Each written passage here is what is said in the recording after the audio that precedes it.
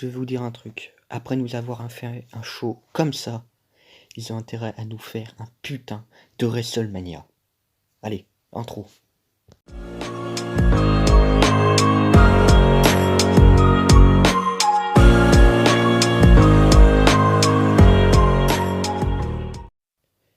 Eh bien, salut tout le monde, c'est Rail Sport Game. Et voilà, deuxième vidéo de la chaîne. Je pensais pas le faire sur du catch. Honnêtement, je cherchais des idées, c'est pour ça que j'ai mis beaucoup de temps. Je savais pas trop de quoi parler en ce moment. Et puis la WWE, donc, qui est allée en Arabie Saoudite pour le 5e, 6e show. Et comment dire? Je me suis dit, les autres étaient pas ouf. Mais il y a des matchs sur la carte qui me font très plaisir. Et je me dis, il y a peut-être un espoir. Alors, bon, comment dire? Ils ont anéanti mon espoir. Et je me suis dit aussi, un show à 18h. Allez, faut que tu le regardes. Faut le regarder. Alors, je vais vous faire un truc, la WWE. Je ne regarderai plus jamais un show en Arabie Saoudite tant que le niveau ne se sera pas relevé. C'est mort, c'est nul à chier, c'est un monde parallèle. Il y a plein de youtubeurs de catch qui le disent, mais c'est un monde parallèle où tu as l'impression que la WWE est sur pause. C'est horrible et j'en ai marre. Bon, on va revenir match par match sur ce magnifique show. Et qui, j'espère, va être le pire show de l'année. Parce que sinon, ça veut dire que s'il y a pire que ça, c'est que la WWE est vraiment tombée bas. Très bas. Bon, on va se calmer. Voilà. Alors le premier show, ça a été le match du kick-off, le premier match du show, de ce show de merde, entre les Viking Riders et DOC. Et DOC en Arabie Saoudite, c'est la meilleure équipe du monde. L'équipe se fait défoncer toutes les semaines à Raw, et quand elle arrive en Arabie Saoudite, elle gagne clean contre les anciens champions par équipe, les Viking Riders. Voilà, allez, niquez votre race. On passe au match suivant. Alors le match suivant pour le trophée, honnêtement j'ai plus le nom du trophée, mais c'est un trophée comme d'hab qui ne sert à rien et qui ne représente absolument rien. Alors, le match a commencé avec R-Truth face à Bobby Lashley. Victoire de R-Truth, hein, clean, voilà. Comment dire? Comment dire?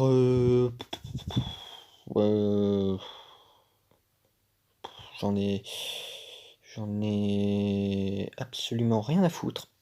R-Truth, voilà, là je suis en total freestyle, hein, voilà. R-Truth, donc qui gagne contre Bobby Lashley clean, Bobby Lashley, on s'en bat les steaks.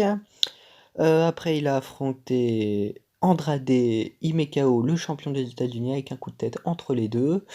Les mecs, ces catcheurs, ils traversent des tables, mais un coup de tête entre eux, ça fait victoire de R-Truth. Vraiment, soit quand ils font le voyage en Arabie Saoudite, ils deviennent très cons, soit c'est qu'ils avaient vraiment pas d'idée pour faire gagner R-Truth.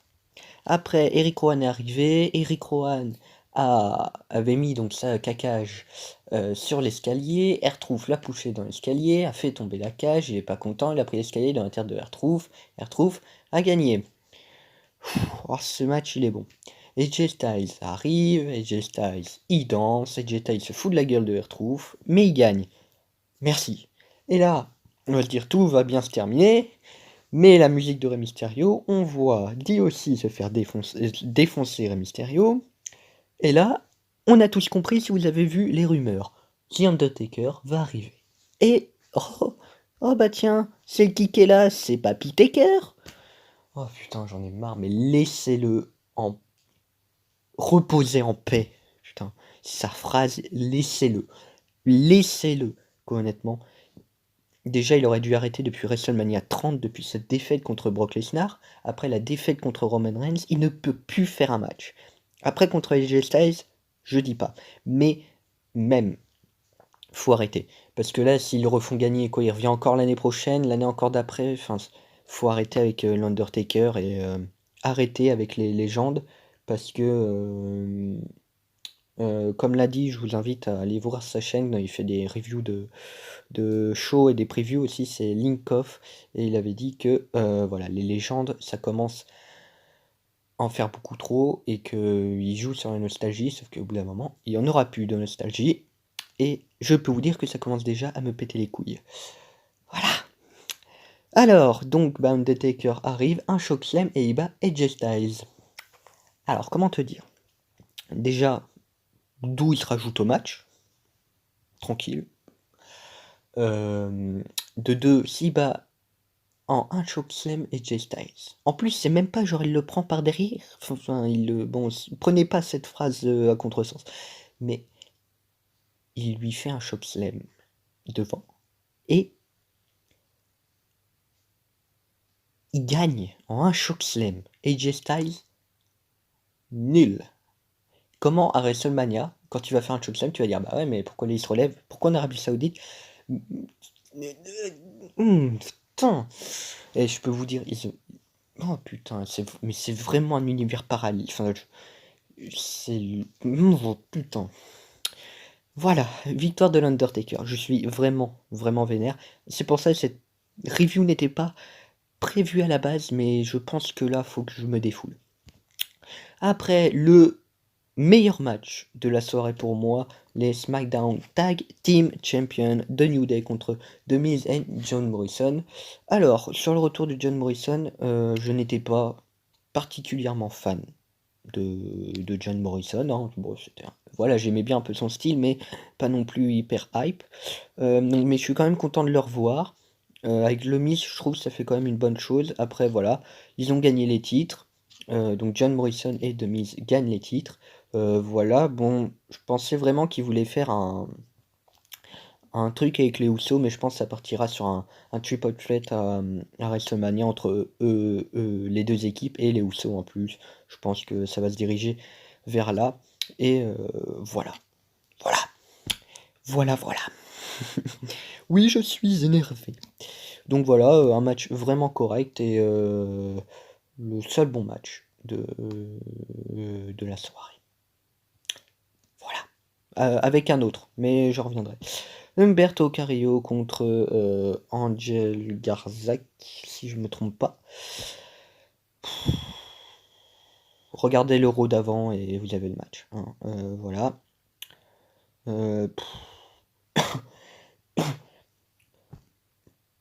Non, honnêtement, non. Là, je vois pas quoi dire. Ça me saoule. Enfin, ils se sont déjà affrontés je sais pas combien de fois en weekly. Et j'en ai marre. Ils en font rien. C'est chiant, c'est plat. Le public, mais il était en train de crever. Le public s'en battait tellement les couilles que c'était incroyable. Honnêtement, ils auraient pas mis ce match. Ça n'aurait rien changé. Ce match ne sert à rien. Voilà. En plus, Andrade vient de revenir. Démerdez-vous, quoi. J'en ai ras le cul. Oui, j'en ai marre. Enfin, bref. Et le deuxième meilleur match de la soirée, les Raw Tag Team Championship, Seth Rollins et Buddy Murphy contre Street Profit, une équipe que j'aime beaucoup, les Street Profit. Je tiens à dire que vraiment, pour moi, ils ont vraiment un truc et ils doivent vraiment les développer parce que là, la division par équipe, bon, avec le Seth Rollins et son clan, ça se développe bien, mais enfin, ça remet un petit peu la division tag team devant, mais il faut, euh, il faut aussi préparer un peu l'avenir, ce qu'apparemment la WWE ne prévoit pas de faire. Mais je reviendrai toujours plus tard. Mais voilà, sinon un bon match et deux très bonnes équipes. Bon, le finish, c'est encore un finish comme les deux matchs avant. c'est un finish voilà de raccro, mais c'est un petit peu leur entre guillemets botte secrète et moi ça me va, c'est un petit peu dans leur style, le curb stomp voilà sur le côté, ça protège le curb stomp et voilà le Seth Rollins et Buddy Murphy restent champions. Honnêtement rien à dire sur ce match, il était moins mauvais que les autres. C'est comme le New Day et ça a été moins mauvais que les autres. Voilà, c'est tout ce que j'ai à dire. L'autre match, alors,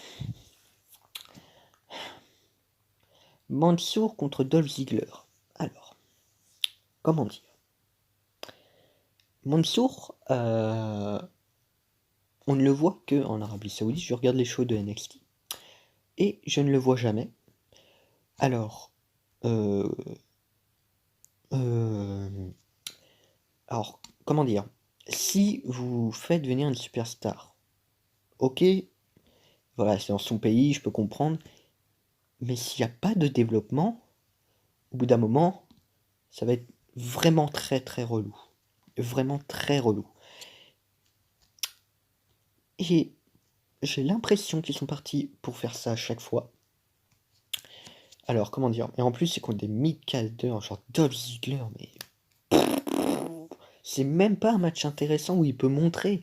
C'est, je sais pas, il faudrait genre qu'il affronte un. Ouais, ça va être compliqué. Mais faudrait qu'il affronte autre chose. Enfin, en tout cas, voilà, victoire de Mansour qui a fait son speech comme d'habitude. Voilà, Mansour gagne tout. Quand il est en Arabie Saoudite, je tiens à dire qu'il est invaincu en Arabie Saoudite. Alors, hein, il y a une streak à arrêter. Non, mais voilà, quoi, c'est... Après, je pense qu'il mettra un catcheur en France et quand il viendra en France, il le ferait gagner, voilà. Mais au bout d'un moment, je pense qu'on se dirait, ouais, mais... Eh, et les mecs, vous en faites rien, en fait. Voilà. Ouais, nous, on est contents, mais... On aimerait mieux le voir faire quelque chose.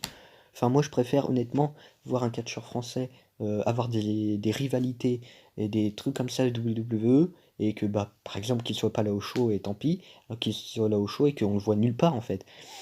Voilà, et je me demande même qu'est-ce qu'il fait. Peut-être qu'après, il fait les shows, les house shows, enfin hors télé quoi.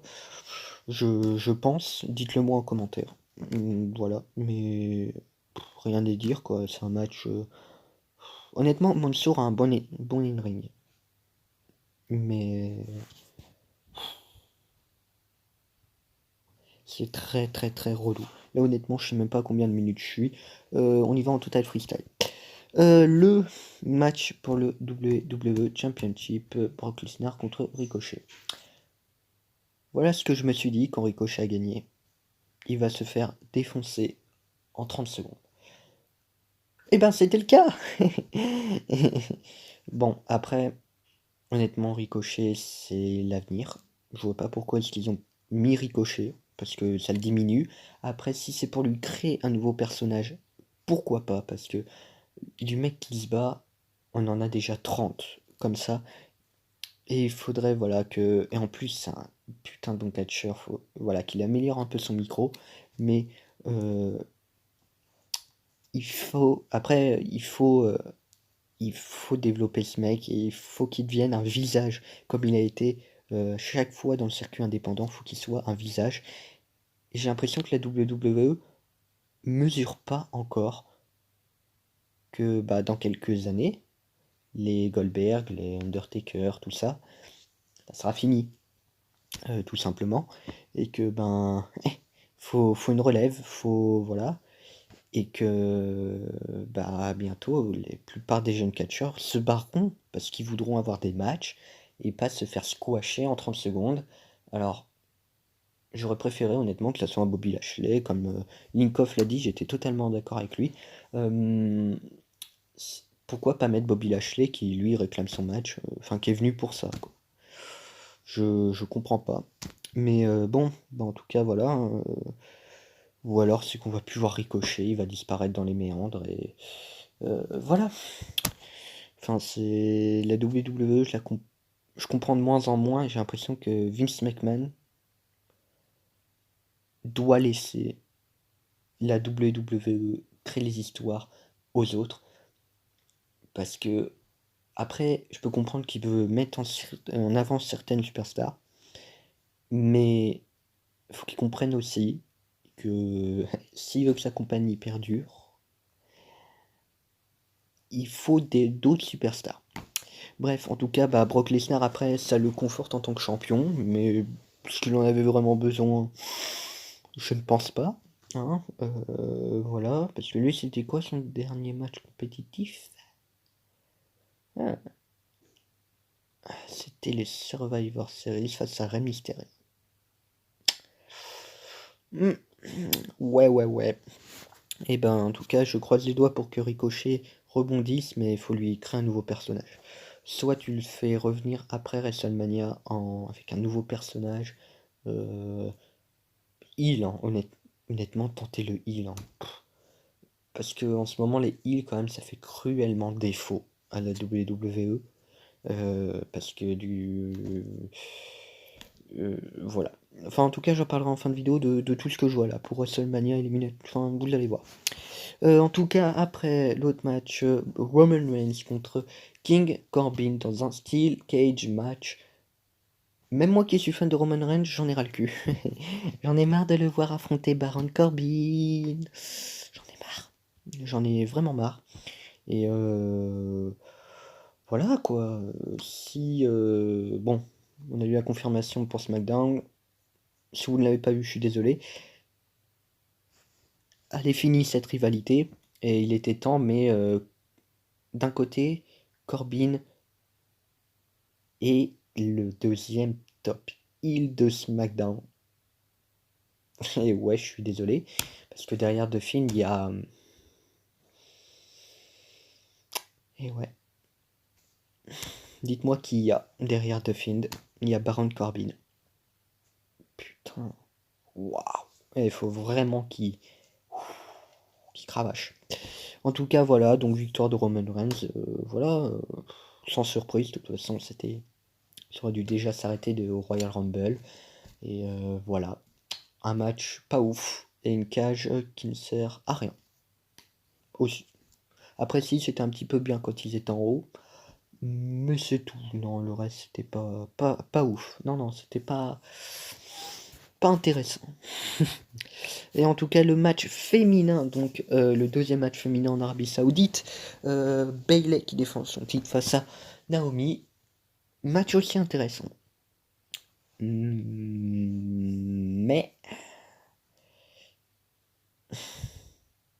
j'ai pas envie de me lancer là-dedans, mais est-ce que ça fait vraiment progresser la cause? Bref, en tout cas, ouais, un match pas dégueu. Voilà, les deux vont, je pense, aller s'affronter à WrestleMania avec une victoire de Naomi. Bayley, je l'aime pas, ce personnage, je n'aime pas du tout. C'est compliqué, hein, parce qu'elle en fait des caisses.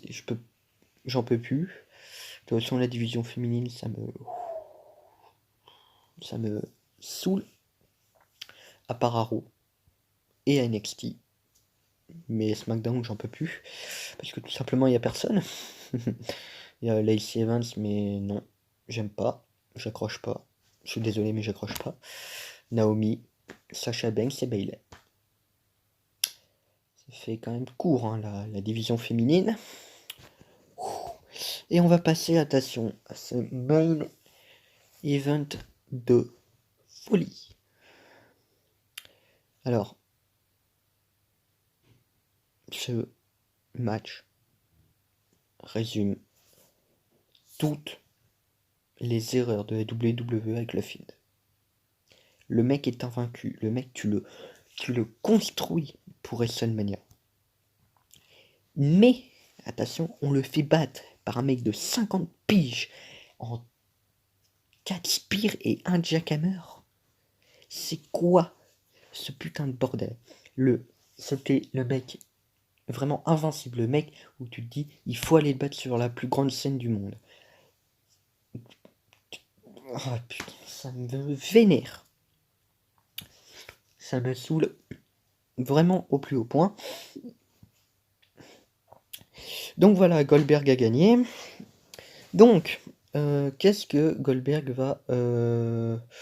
va donc qu'est-ce qui va advenir de la...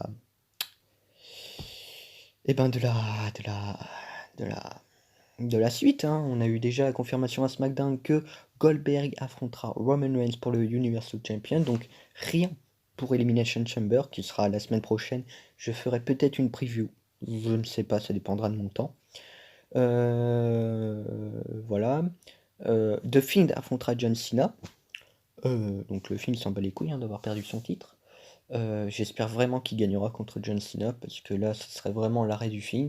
Mais vraiment, ils l'ont fortement diminué alors que quand tu t'approches de WrestleMania, c'est mieux d'avoir ton top heel, enfin l'un de tes top heel à fond. Mais bon, apparemment, la WWE veut niquer les logiques. Et voilà quoi, donc un show merdique, un show oublié. Et puis ben honnêtement, ceux qui me disent qu'ils préféraient voir Goldberg rester champion qu'avoir Roman Reigns, et ben vous êtes bien cons. Je peux dire que ça, mais voilà. Ce sera un match en 5 minutes. Spear, Superman Punch, Spear de Goldberg, Jackhammer de Goldberg, Roman Reigns qui se relève, Spear de Roman Reigns, 1, 2, 3. Et voilà, et victoire de Roman Reigns. Ça me saoule, vraiment. Ça me saoule de plus en plus. Espérons qu'Elimination Chamber nous fasse totalement oublier chaud et que il y a encore plusieurs années que l'Arabie Saoudite. Et comme je vous l'ai dit, je regarderai plus les shows en Arabie Saoudite tant que j'aurais pas eu de bons retours sur un show. Et voilà. Euh, c'est c'est de la merde. Voilà, en tout cas, ben, si cette vidéo vous aura plu, et puis honnêtement, voilà.